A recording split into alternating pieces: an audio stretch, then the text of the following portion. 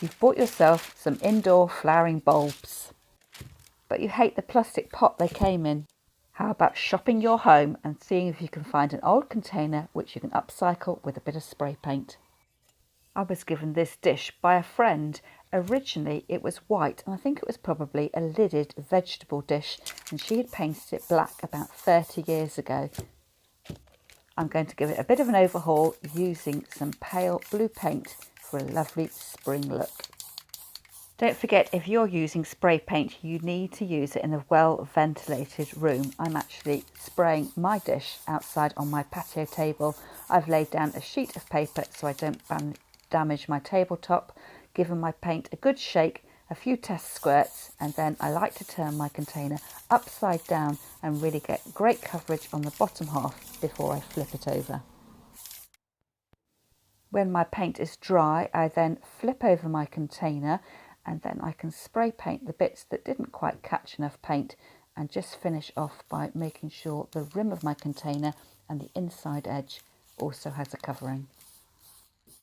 And here's my dish 24 hours later, so I'm really pleased with this very quick makeover. You can still see the little decorative details around the edge of the container. Now to get planting. I've decided to go blue on blue, so rather than plant the narcissi, the white narcissi, which in the grey plastic pots on my table, I've decided to rescue some of my grape hyacinths that I planted last year. And when I have indoor bulbs, I enjoy them indoors one year, then plant them in the garden the next. So I've actually dug up my hyacinths, grape hyacinths, ready to add to my pot.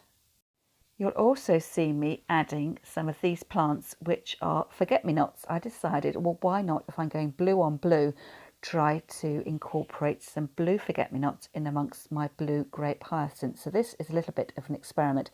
I'm not entirely sure whether they're going to survive indoors.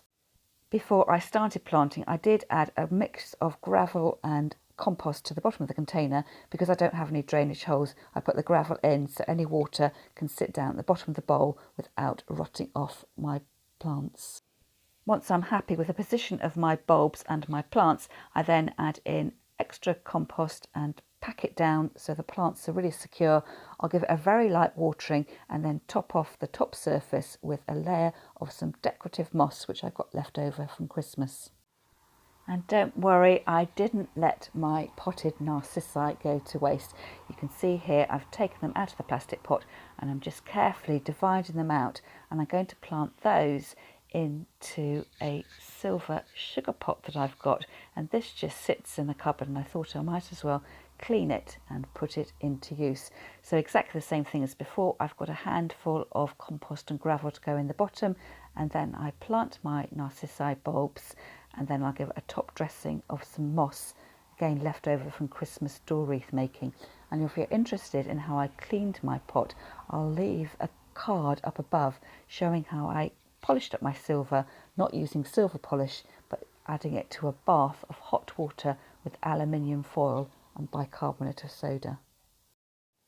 This is such a quick and easy makeover, and it's really lovely being able to bring spring indoors.